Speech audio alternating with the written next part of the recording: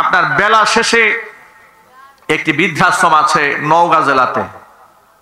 এটা আমি দুদিন আগে টেলিভিশনে একটি সংবাদ অনলাইনে আমি দেখেছি, সম্ভবত আর টেলিভিশনে এটাকে কভার দিয়েছে। বেলা শেষে বৃদ্ধাশ্রমের এক বৃদ্ধার গল্প, যিনি সেই বৃদ্ধাশ্রমের প্রতিষ্ঠাতা একজন নারী, তিনি শোনালেন। তিনি বললেন, দুই ছেলেকে এক বৃদ্ধা মা ডাক্তার বানিয়েছে, দুনো ছেলে বিদেশে থাকে। এই বৃদ্ধা মায়ের খোঁজ খবর নেওয়ার কোনো লোক নাই। বৃদ্ধাশ্রমে তিনি তার দেখাশোনা করেন। একেবারে মৃত্যু শয্যায় মা যখন শায়িত, তখন ছেলেদেরকে সাথে যোগাযোগ করা হলো।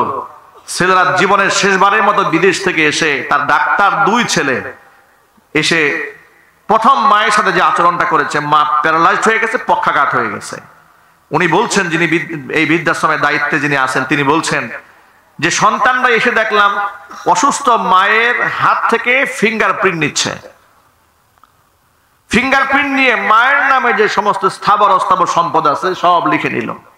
লিখে নেওয়ার পরে বৃদ্ধাশ্রমের দায়িত্বরত নারীকে বলছে যে আপনি আমার মাকে নিজের মায়ের মতো একটু দেখাশোনা করেন, আমরা তো সময়ের অভাবে খেদমত করতে পারছি না, বিদেশ যাচ্ছি, বিদেশ গিয়ে তার ভরণ পোষণে যত টাকা পয়সা লাগে সব আমরা দেব। এই কথা বলে বৃদ্ধা মাকে ফেলে সন্তানদ্বয় বিদেশ চলে গেল। উনি বলছেন, বিদেশ যাওয়ার পরে জীবনের জন্য একটি দিন ফোন দিয়ে জিজ্ঞেস করে নেয় মা বেঁচে আছে না মরে গেছে। এটা হচ্ছে পৃথিবীর বাস্তবতা। তাহলে এটা কেন হয়েছে? এটা আমাদের নিজেদের হাতের কামাই। এটা আমরা ভুল করেছি। আমরা আমাদের সন্তানদের কোরআন শিক্ষা দিতে পারি নাই, নামাজ শিক্ষা দিতে পারিনি।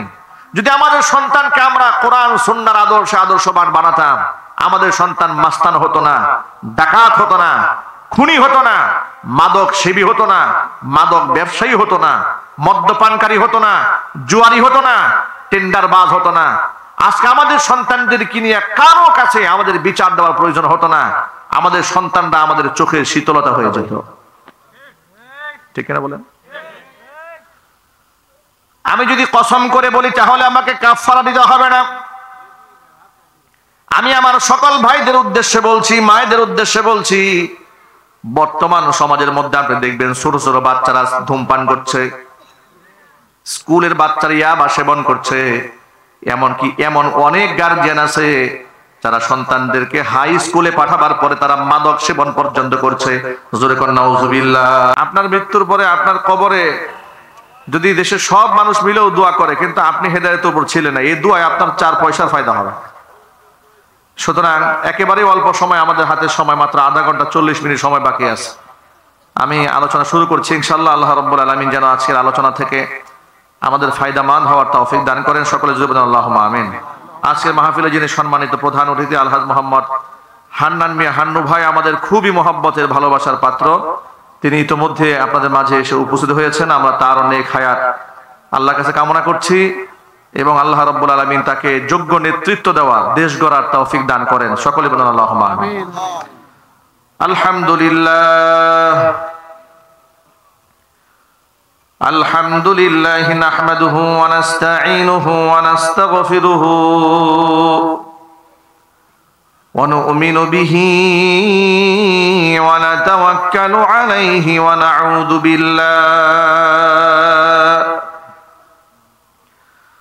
নাউযু বিল্লাহি মিন শুরুরি আনফুসিনা ওয়া মিন সাইয়্যাতি আ'মালিনা। من يهده الله فلا مضل له ومن يضلله فلا هادي له ونشهد أن لا إله إلا الله وحده لا شريك له ونشهد أن سيدنا ونبينا وحبيبنا وشفيعنا ومولانا محمدا عبده ورسوله الذي أرسله بالحق بشيرا ونذيرا وداعيا إلى الله بإذنه وسراجا منيرا أما بعد بعد فأعوذ بالله من الشيطان الرجيم بسم الله الرحمن الرحيم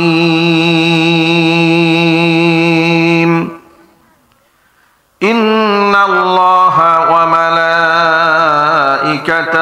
يصلون على النبي يا أيها الذين آمنوا صلوا عليه وسلموا تسليما اللهم صل على محمد وعلى آل محمد كما صليت على إبراهيم وعلى آل إبراهيم إنك حميد مجيد اللهم بارك على محمد وعلى آل محمد كما باركت على إبراهيم وعلى آل إبراهيم إنك حميد مجيد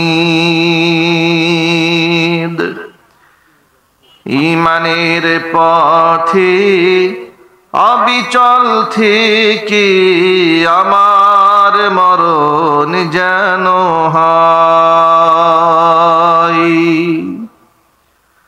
ঈমানের পথে অবিচল থেকে আমার মরণ যেন হয় তোমারই কাছে মিনতি আমার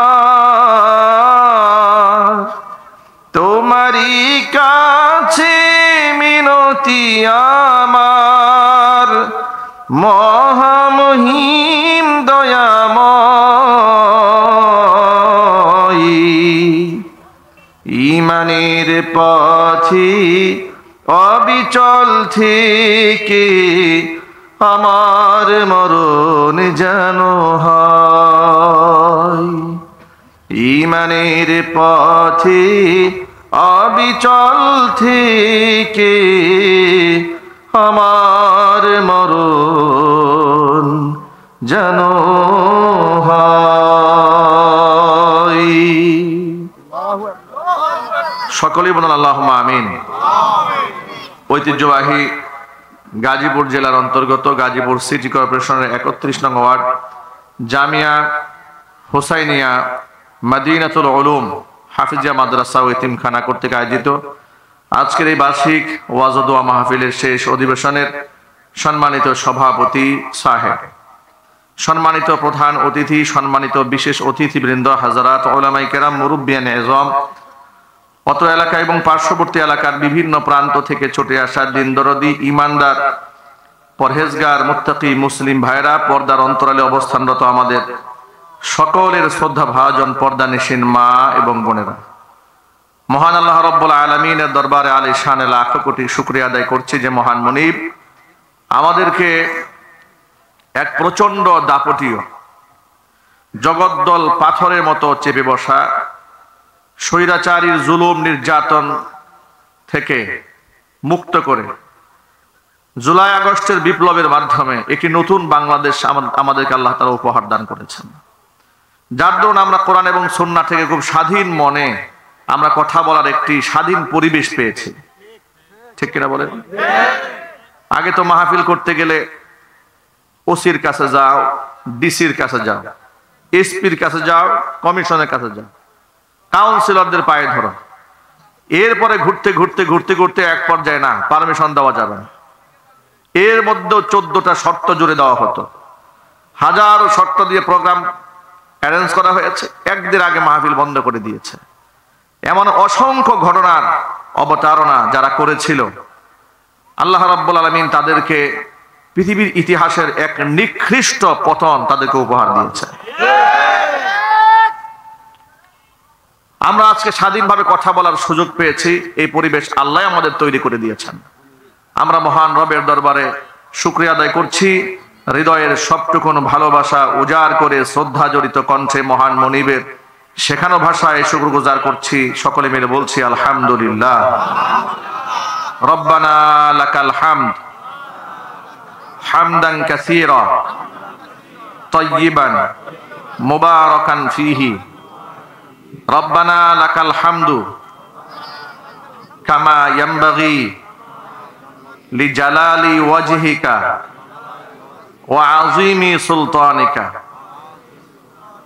আল্লাহ রাব্বুল আলামিন আজকের মাহফিলকে কবুল করুন। জামিয়া হুসাইনিয়া মদিনাতুল উলুম মাদ্রাসাকে আল্লাহ তাআলা কিয়ামত পর্যন্ত কবুল করেন। এখানে মাদ্রাসার নামটা একটু সংশোধন করতে হবে। জামিয়া হুসাইনিয়া আল মদিনাতুল উলুম, এটা শব্দটি হয়নি, নিশ্চয়ই ওলামা ইকরাম বুঝতে পেরেছেন। মুযাফ মুযাফুন ইলাইহি এখানে আছে, মুযাফের শুরুতে কখনো আলিফ লাম হবে না। আল মদিনাতুল উলুম হবে না, হবে মাদিনাতুল উলুম অথবা আল মাদিনা, যে কোনো একটা দিতে হবে। আল মদিনাতুল উলুম শুরুতেও আলিফ লাম লাস্টেও আলিফ লাম, এটা হবে? এটা হবে না, এটা ভুল লেখা হয়েছে। এটা খুব দ্রুত, যেহেতু প্রতিষ্ঠানের নাম, নামটা খুব দ্রুত সংশোধন করে ফেলতে হবে। নাম দিতে হবে জামিয়া হুসাইনিয়া মাদিনাতুল উলুম মাদ্রাসা ও ইতিমখানা, অথবা যদি মাদিনাতুল উলুম দিতে মনে না চায় তাহলে আল মাদিনা ইতিমখানা, সেটাও দেওয়া যেতে পারে। কিন্তু আল মাদিনাতুল উলুম এটা দেওয়া যাবে না। এটা গ্রামার, আরবি গ্রামারগত সমস্যা আছে, ব্যাকরণগত ঝামেলা আছে, এটা ভুল। আল্লাহ তাআলা সংশোধনের তৌফিক দান করেন। আল্লাহ তাআলা যেন আজকে মাহফিল ওসিলা করে অত্র এলাকার সমস্ত মুর্দেগানের কবর আযাবকে মাফ করে দেন। কাল কিয়ামতের কঠিন ময়দানে এই আয়োজন আল্লাহ তাআলা আমাদের সকলের নাজাতের জারিয়া হিসেবে কবুল করেন। প্রিয় বন্ধুগণ, আমরা প্রথমত আজকের মাহফিলে আল্লাহর কাছে দোয়া করছি, জুলাই আগস্টের বিপ্লবে যে সমস্ত ভাইরা বোনেরা শাহাদাত বরণ করেছেন, আল্লাহ পাক তাদেরকে জান্নাতুল ফেরদাউসের সুউচ্চ মাকাম দান করেন। যারা আহত হয়েছেন শেফায়ে কামিলা আজিলায়ে কুল্লিয়া নসিব করেন। যারা সন্তান হারিয়েছেন, স্বামী হারিয়েছেন, আত্মীয় স্বজন হারিয়েছেন, শোক সন্তপ্ত পরিবারকে আল্লাহ রাব্বুল আলামিন সবরে জামিল দান করেন। আজকের মাহফিলের ওসিলা করে আমাদের মা বোনদেরকে আল্লাহ তাআলা পরিপূর্ণ হেদায়েত নসিব করেন। আজকের এই মাহফিলটা আল্লাহ তাআলা কাল কিয়ামতের ময়দানে আমাদের সকলের জন্য নাজাতের ওসিলা বানায় দেন। জোরে কোন আমিন। প্রিয় ভাইরা, আল্লাহ তাআলা আমাদেরকে মুসলমান বানিয়েছেন, সাথে সাথে উম্মতে মুহাম্মাদির অন্তর্ভুক্ত করেছেন। এজন্য আপনারা খুশি না বেজার? আরো জোরে বলেন। আচ্ছা, আমরা নিজেকে মুসলমান মনে করি, দাবিও করি। আল্লাহ যদি আমাকে মুসলমান হিসেবে কবুল না করে তাহলে এর থেকে পরিতাপ, এর থেকে আফসোস আর কিছু হতে পারে? দেখুন, সামাজিক প্রেক্ষাপটে আমরা অনেক সময় ঈমান হারা কাজ করি। এরপরেও আমাদেরকে আনুষ্ঠানিকতার সাথে একজন মুসলমানকে যেভাবে বিদায় করতে হয় দুনিয়া থেকে, ঠিক সেভাবেই কিন্তু বিদায় করা হয়। আমাদের বাংলাদেশের রাম বাম নাস্তিকদেরও জানাজা হয়। কথা বলেন না কেন? হয় কিনা জোরে বলেন। যারা জীবনেও নামাজ পড়ে না এমন লোক যদি মারা যায়, তার জানাজা হয় না? জানাজা হয়। যদি পয়সাওয়ালা হয়, শুধু জানাজা কেন, বড় একটা চল্লিশাও হয়, 4-5টা গরু জবাই করে এলাকার মানুষকে খাওয়ানো হয়। এমনকি মারা যাওয়ার পরে তাকে যে লাশের খাটিয়ার মধ্যে শোয়ানো হয়, একটা কালো গিলাপ যে ঢাকা হয়, গিলাপের উপরে লেখা থাকে লা ইলাহা ইল্লাল্লাহ মুহাম্মাদুর রাসূলুল্লাহ, আশহাদু আল্লা ইলাহা ইল্লাল্লাহ ওয়াহদাহু লা শারীকা লাহু ওয়া আশহাদু আন্না মুহাম্মাদান আবদুহু ওয়া রাসূলুহু। অনেক কালিমা লেখা থাকে, জিকির আজকার লেখা থাকে, আয়াতুল কুরসি লেখা থাকে, অনেক কিছু লেখা থাকে। জিজ্ঞেস যদি করা হয় যে এই কাপড় দিয়ে তাকে ঢাকলেন কেন, জবাব আসবে উনি একজন মুসলমান, মারা গেছেন, তার সম্মানে আমরা কালিমা দিয়ে তাকে ঢেকে দিয়েছি। একজন মৃত ব্যক্তির কফিনের উপরে, খাটিয়ার উপরে কালিমা দিয়ে আপনি ঢেকে দিয়েছেন, কিন্তু তার হৃদয়ের মধ্যে কালিমা নাই। তার হৃদয়ে কালিমা নাই, কিন্তু আপনি কালিমা দিয়ে শেষ বিদায় দিয়েছেন। কোনো ফায়দা হবে? আরো জোরে বলেন। আপনারা নিশ্চয়ই এই প্রশ্নের জবাব জানেন যে কিয়ামতের দিন সর্বপ্রথম আল্লাহ তাআলা বান্দাকে কিসের প্রশ্ন করবেন? দেখি এই প্রশ্নের জবাবটা কারা দিতে পারেন, দেখি কিয়ামতের দিন রবের পক্ষ থেকে বান্দাকে সর্বপ্রথম কি প্রশ্ন করা হবে? প্রথম প্রশ্ন, আউয়ালু মা ইউহাসাবু বিহিল আবদু ইয়াউমাল কিয়ামাতিস সালাহ। সবার আগে প্রথম প্রশ্ন, বান্দা নামাজ পড়েছিল কিনা। আপনারা যারা স্কুলে পড়েছেন, আমরা যারা পড়েছি, দেখবেন 5-6টা প্রশ্ন আসলে সঠিক 3টা প্রশ্নের জবাব দাও বা 4টা প্রশ্নের জবাব দাও। আমরা প্রথম প্রশ্ন হাতে পাওয়ার পরে পুরোটা প্রশ্ন আগে পড়ি, পড়ার পরে আমাদের শিক্ষকরা আমাদের শিখিয়ে দেয় যেই প্রশ্নের জবাব তুমি সবচাইতে ভালো জানো সেটা তুমি সবার আগে লিখবা, যাতে করে যিনি পরীক্ষক মুমতাহিন তোমার খাতাটা হাতে পাবে, উনি হাতে পাওয়া মাত্র তোমার প্রথম লিখুনি দেখে যেন তোমার প্রতি একটা সুধারণা তৈরি হয়, যে প্রথমে এত সুন্দর লিখেছে, নিশ্চয়ই ভালো লিখবে সে। কিন্তু দেখা গেল আপনি 3য় নাম্বার কোশ্চেনের জবাব জানেন, কিন্তু প্রথম প্রশ্নের জবাবটা আপনার জানা নাই। আপনি 3য় নাম্বারের প্রশ্নের জবাবটা না লিখে আপনি ধারাবাহিকভাবে আপনি প্রথম প্রশ্নের জবাব লিখতে গিয়া একেবারে মনে যা চাই তাই লিখেছেন, একটা লাইনও ঠিক নাই, উত্তরও সঠিক হয় নাই।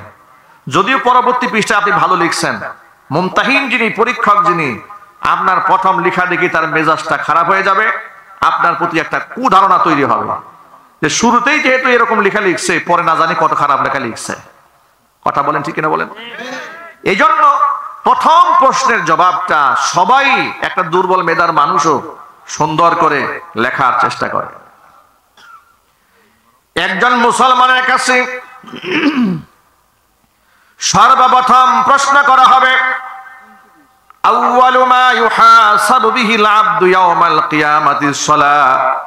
বান্দাকে হাসরের ময়দানে প্রথম প্রশ্ন করা হবে, বান্দারে তুমি নামাজ পড়েছিলে কিনা। আল্লাহ প্রথমে বলবেন না যাকাত দিয়েছিলে কিনা বলো, হজ করেছিলে কিনা বলো, আল্লাহ আগেই জিজ্ঞেস করবেন না। স্ত্রীকে পর্দা করিয়েছিলে কিনা বলো, এটা প্রথম প্রশ্ন নয়। মানুষকে দান করেছিলে কিনা প্রথম প্রশ্ন নয়। ওয়াজ মাহফিলে কত টাকা দান করেছিলে প্রথম প্রশ্ন নয়। প্রথম প্রশ্ন হচ্ছে বান্দারে তুমি নামাজ পড়েছিলে কিনা। এই স্টেজে কিংবা স্টেজের সামনে এমন অনেক লোক আছে সমাজে, অনেক ভালো ভালো কাজ করে কিন্তু নামাজটা পড়ে না, ঠিক কিনা বলে? মানে অনেক ভালো কাজ করে, এমনকি মানুষের মাঝে গল্প করে বলে যে হুজুর আমি কিন্তু লোকটা খারাপ না, অনেক ভালো কাজ করি, নামাজ নিয়ে একটু উদাসীনতা আছে কিন্তু লোক ভালো। কি আছে না নাই? লোকটা ভালো কিন্তু নামাজ পড়ে না। আহা, এর ভালোর কোনো মূল্য নাই, কসম আল্লাহর, এই ভালের কোনো মূল্য নাই যে লোকটা নামাজ পড়ে না। রবের সাথে দৈনিক 5 বার সে কুফুরি করে। কি করে? নাফরমানি করে না, সে কুফুরি করে রবের সাথে। আল্লাহ নবী সাল্লাল্লাহু আলাইহি ওয়াসাল্লাম বলেছেন, মান তারাকা সালাতান মুতাআম্মিদান ফাকাদ কাফারা। কোন ব্যক্তি যদি ইচ্ছা করে 1 রাকাত নামাজ ছেড়ে দেয়, সেই ব্যক্তি কুফরি করে ফেলে। মুহাদ্দিসিনে কেরাম এবং ফুকাহে কেরাম হাদিসের ব্যাখ্যা করে বলেছেন ইমাম আবু হানিফা রাহমাতুল্লাহি আলাইহি বলেছেন, নামাজ তরক করার কারণে সে যেন কুফরি করে ফেললো, সে একটা কাফেরের কাজ করেছে। কার কাজ করেছে? নামাজ ছেড়ে দিয়ে সে মুসলমানের কাজ করে নাই, সে কাফেরের কাজ করেছে। নামাজ ইসলামে এতটাই গুরুত্বপূর্ণ, এমন কঠিন শক্ত বিধান নামাজি। কোরআন মাজিদ আল্লাহ রাব্বুল আলামিন জিহাদরত অবস্থায় নামাজের নির্দেশ প্রদান করেছেন। অর্থাৎ ধরুন 500 মানুষ, 5000 মানুষ, আপনি সৈনিকদের সাথে লড়াই করেছেন, কাফেরদের সাথে, নামাজের ওয়াক্ত হয়ে গেছে, জিহাদ চলমান। আল্লাহ রাব্বুল আলামিন বলেন, নামাজের ওয়াক্ত যদি হয়ে যায়, জিহাদরত অবস্থাতে তুমি নামাজ ছাড়তে পারবে না। যদি জামাতরত অবস্থায় 1000 মানুষ মুসলমান জিহাদে থাকে, তাহলে 500 মানুষ জিহাদে থাকবে, আর 500 মানুষ তারা নামাজের মধ্যে দাঁড়ায় যাবে। 2 রাকাত নামাজ পড়ে, 2 রাকাত নামাজ পড়ার পরে তারা একদল আবার সামনে যাবে, যারা সামনে ছিল তারা পিছনে চলে আসবে, তারা জামাতের মধ্যে এসে শামিল হয়ে যাবে। একটুখানি চিন্তা করেন, জিহাদে শত্রুর মোকাবেলা করছে, যে কোনো মুহূর্তে জানটা বের হয়ে যেতে পারে, ওই ক্ষেত্রেও ইসলামে নামাজকে ছাড় দেওয়া হয় নাই। অথচ এই নামাজটা নিয়ে আমাদের সবচাইতে বড় উদাসীনতা। আমরা বড় বড় কথা বলি, অনেক বড় বড় কথা বলি, নিজে নামাজ পড়ি না, সন্তানদেরকেও নামাজের তালিম আমরা দিই না। কিয়ামতের ময়দানে অসংখ্য বাবা মা জান্নাতি হবে সন্তানের কারণে, আবার অসংখ্য বাবা মা জাহান্নামী হবে সন্তানের কারণে। এই সন্তানেরা বাবা মার বিরুদ্ধে আল্লাহর আদালতে মামলা দায়ের করবে। সূরা হামিম সাজদার মধ্যে আল্লাহ পাক স্পষ্ট জানিয়ে দিয়েছেন। আল্লাহ পাক বলেন, ওয়াকালাল্লাযীনা কাফারু রাব্বানা আরিনাল্লাযাইনি আযাল্লানা মিনাল জিন্নি ওয়াল ইনস নাজআলহুমা তাহতা আকদামিনা লিয়াকুনা মিনাল আসফালিন। কাফেররা কিয়ামতের দিন জাহান্নামের ভয়াবহ শাস্তি দেখার পরে তারা বলবে, রব্বুল আলামিন, কাফের হইয়া তো মায়ের পেট থেকে দুনিয়াতে জন্মগ্রহণ করিনি, একজন ইমানদার মুমিন মুসলমান হয়েই তো আমি দুনিয়াতে মাটিতে জন্মগ্রহণ করেছিলাম, কিন্তু আমার বাবা মা আমাকে কাফের বানিয়েছে, আমার শিক্ষক আমাকে কাফের বানিয়েছে, আমার সমাজের লিডাররা আমাকে কাফের বানিয়েছে। তাহলে যে সমস্ত বাবা মা আমাকে জাহান্নামের লাকড়ি বানালো, যে সমস্ত শিক্ষকেরা আমাকে জাহান্নামের লাকড়ি বানিয়েছে, যে সমস্ত নেতারা আমাকে জাহান্নামের লাকড়ি বানিয়েছে, আল্লাহ এই সমস্ত ব্যক্তিদেরকে আগে আমাদের সামনে হাজির করো। নাজআলহুমা তাহতা আকদামিনা, এদেরকে আমাদের পায়ের নিচে আমরা ফেলবো, লিয়াকুনা মিনাল আসফালিন, যাতে করে এরা জাহান্নামে আমাদের অধপতন, আমাদের অধস্তন হতে পারে। জোরে কোন নাউজুবিল্লাহ। কোরআন মাজিদ আল্লাহ পাক সন্তানদের ব্যাপারে আল্লাহ পাক বলেছেন, আল মালু ওয়াল বানুনা যিনাতুল হায়াতিদ দুনিয়া, সন্তান এবং সম্পদই হচ্ছে দুনিয়ার চাকচিক্য নিয়ামত। অন্য আয়াতে আল্লাহ পাক বলেন, ওয়া'লামু আন্নামা আমওয়ালুকুম ওয়া আওলাদুকুম ফিতনা ওয়াল্লাহু ইনদাহু আজরুন আযীম। জেনে রেখো, তোমাদের সম্পদ এবং সন্তান দুটোই আমি আল্লাহর পক্ষ থেকে নিয়ামত এবং পরীক্ষা। এই ইমতিহানে যদি তোমরা পাস করতে পারো তাহলে আমি আল্লাহর কাছে রয়েছে মস্ত বড় পুরস্কার। সুবহানাল্লাহ। প্রিয় ভাইরা, আমাদের সন্তানদেরকে নামাজি বানানো, তাদেরকে দ্বীন শেখানো, আদব শেখানো, এটা আল্লাহ তাআলা আমাদের উপর ফরজ করেছেন। কি করেছেন যদি বলেন তো? এটা আল্লাহ পাক আমাদের উপর ফরজ করেছেন।